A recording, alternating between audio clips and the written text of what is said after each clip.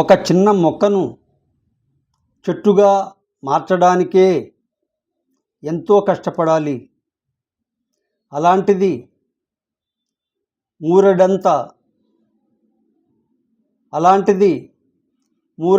ఉన్న పసికందుని చెట్టంత మనిషిగా ఎదిగే వరకు పెంచడం అంత తేలికా? ప్రేమగా చూసుకోవడం, పద్ధతిగా పెంచడం, బాధ్యతగా చదివించడం, ఇవే పిల్లలు కన్నవారి నుంచి కోరవలసినవి. అంతకు మించి ఏం సంపాదించారు, ఎందుకు సంపాదించలేదు అని అడిగే హక్కు ఏ ఎదవకు లేదు.